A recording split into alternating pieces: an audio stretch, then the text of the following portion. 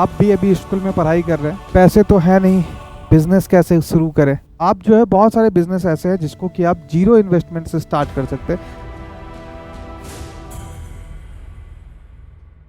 Hello दोस्तों, नमस्कार। क्या आप भी अभी स्कूल में पढ़ाई कर रहे हैं, 9th में हैं, 10th में हैं, 8th में है या फिर 11th में है, और आप भी कुछ बिजनेस शुरू करना चाहते हैं, कुछ नया स्टार्टअप करना चाहते हैं, लेकिन आप कंफ्यूज हैं। आप ये सोच रहे हैं कि इसकी शुरुआत कैसे कर सकते हैं। सबसे पहले आप लोगों का स्वागत है कोचिंग यारी के इस चैनल पर। और आज हम बात करने वाले हैं कि हम लोग कैसे जीरो से स्टार्ट कर सकते हैं। और जो आपके मन में सबसे बड़ा सवाल है कि हमारे पास ना डिग्रियां हैं, ना ही हमारे पास पैसे हैं, कैसे इस बिजनेस को स्टार्ट किया जा सकता है, कैसे अभी आप स्कूल में रहते हुए बिजनेस स्टार्ट कर सकते हैं।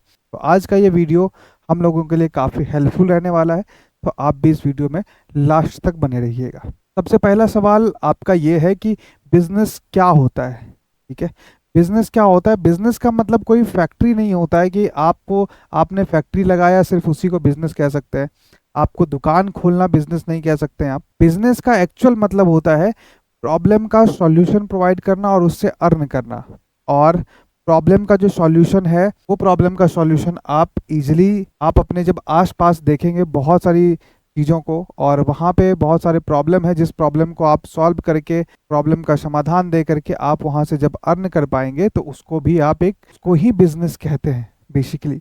और दूसरी बात ये है, दूसरा सवाल आपका ये है कि पैसे तो है नहीं, बिजनेस कैसे शुरू करें। तो कुछ बिजनेस ऐसे होते हैं जिसमें कि आप शुरू करेंगे तो उसमें पैसे की ज़रूरत नहीं होती है। आप स्कूल में पढ़ाई कर रहे हैं, इन चीज़ों को ध्यान में रखते हुए देखिए, पढ़ना बहुत ज़रूरी है।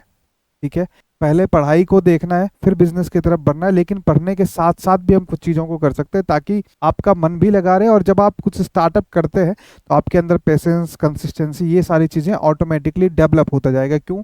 क्योंकि जब आप अर्निंग स्टार्ट कर रहे हैं, क्लाइंट के साथ आप डिस्कस कर रहे हैं, क्लाइंट के प्रॉब्लम की सॉल्यूशन प्रोवाइड कर रहे हैं, तो ऑटोमेटिकली आपको पढ़ने में भी मन लगेगा। आप जो है बहुत सारे बिजनेस ऐसे हैं जिसको कि आप जीरो इन्वेस्टमेंट से स्टार्ट कर सकते हैं। आपके पास फ़ोन होगा, आपके पास लैपटॉप होगा, आप उससे भी स्टार्ट कर सकते हैं। जैसे जब आप अपने आसपास के कुछ दुकानदार हैं, उसका आप जो है उसके दुकान के लिए जो है आप डिजिटल मार्केटिंग कर सकते हैं। हाँ, एक बात और है, आपके पास पैसे नहीं है तो चलेगा, आप स्टार्ट कर सकते हैं, बट स्किल का होना बहुत ज़रूरी है आपके पास। जैसे डिजिटल मार्केटिंग की मैं बात कर रहा हूँ, पिछले वीडियो में हमने डिजिटल मार्केटिंग के बारे में डीपली बताया भी है। आप चैनल पर जाकर उस वीडियो को देख भी सकते हैं, या सीखना चाहते हैं तो आप सीख भी सकते हैं। डिजिटल मार्केटिंग स्किल डेवलप कर सकते हैं आप। तो वहाँ से क्या है कि जब आपके पास एक मोबाइल फ़ोन का होना ज़रूरी है और आपके पास स्किल का होना ज़रूरी है, यहाँ से आप स्टार्ट कर सकते हैं। आप अपने आसपास के दुकानदार के डिजिटल मार्केटिंग कर सकते हैं। आप चाहें तो टीचर्स के लिए नोट्स या पीपीटी भी बना करके आप अर्न कर सकते हैं, जो कि आपके एजुकेशन से रिलेटेड भी है। ऐसे बहुत सारे बिजनेस मॉडल है जो आप स्कूल में पढ़ाई करने के साथ साथ भी कर सकते हैं। और इम्पोर्टेंट बात यह है कि बिजनेस के गणित को हम समझते हैं कि बिजनेस का गणित क्या कहता है। बिजनेस का गणित कहता है कि उसमें दो वर्ड आपको याद रखना है, एक रिवेन्यू और दूसरा प्रॉफिट। रिवेन्यू जो होता है, जैसे आपने किसी भी टीचर्स के लिए पीपीटी या पीडीएफ बनाया और उन्होंने आपको 500 रुपीज उस पीपीटी का दिया, या आपने कोई वीडियो एडिट करके दिया उनको टीचर्स को, और वीडियो एडिट के लिए आपने उनसे 1000 रुपीज लिया, ये रिवेन्यू हो गया आपका। इसके अलावा अगर आपको उस वीडियो को एडिट करने में आपका इंटरनेट खर्च हो रहा है, और भी जो भी खर्चे आ रहे हैं आपको, उस खर्चे को माइनस करने के बाद, जैसे आपने 1000 रुपीज का अगर आपने चार्ज किया एक वीडियो को बनाने में, उसमें अगर आपके 100 रुपए इंटरनेट का खर्च मान देते हैं या कुछ और भी आपने खर्च किया हो, तो आपको माइनस करने के बाद 900 रुपीज बचता है, जो कि आपका प्रॉफिट है। तो ये जो बिजनेस है ये ऐसा है कि जहां पर आपको इन्वेस्टमेंट बिल्कुल जीरो है, मतलब बिल्कुल ना है, नहीं के बराबर है। ठीक है, और आप जो है एक ज़्यादा रिवेन्यू में ज़्यादा प्रॉफिट अर्न कर पा रहे हैं। ठीक है, और एक सबसे बड़ा सवाल जो होता है स्टूडेंट का, पढ़ाई के साथ साथ इस बिजनेस को मैनेज कैसे करना है। जी हाँ, टाइम मैनेजमेंट।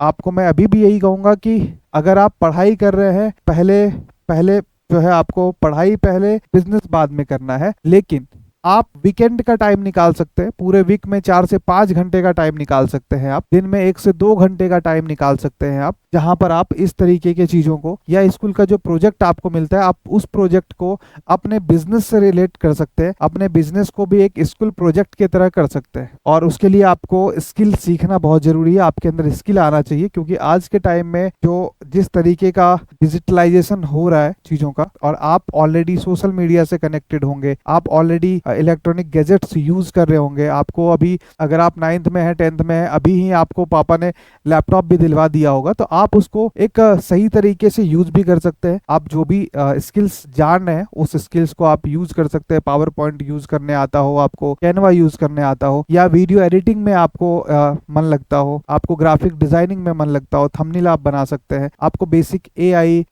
इस तरीके के जो भी स्किल्स हैं, ये सारे स्किल्स से आप बिजनेस स्टार्ट कर सकते हैं, वो भी 0 इन्वेस्टमेंट पे। तो ये बेसिकली जो है आपको, आप अगर शुरू करना चाहते हैं स्कूल के रहने के साथ साथ, तो आप बिल्कुल शुरू करिए। और फिर से मैं यही कहूंगा, पढ़ाई पहले और बिजनेस बाद में, या बिजनेस पढ़ाई के साथ साथ आप कर सकते हैं। और इस तरीके के जो वीडियोस हैं, आपको जहां भी इन चीजों में कहीं पर अगर कंफ्यूजन लगता है, कोई आपके पास आइडिया है, आप उसको करना चाह रहे हैं, कुछ समस्याएं आ रही है, तो आप उस समस्याओं के लिए कमेंट्स भी कर सकते हैं, या फिर आपको स्क्रीन पर एक नंबर दिख रहा होगा जो कि कोचिंग यारी की टीम का नंबर है, आप वहां भी कॉल करके इसके बारे में जानकारी ले सकते हैं। उम्मीद करता हूं कि आप लोगों को ये वीडियो अच्छा लगा होगा, और अगर अच्छा लगा है तो वीडियो को लाइक करिएगा, कमेंट्स करिएगा और अपने दोस्तों के पास जरूर शेयर करिएगा। Thank you so much.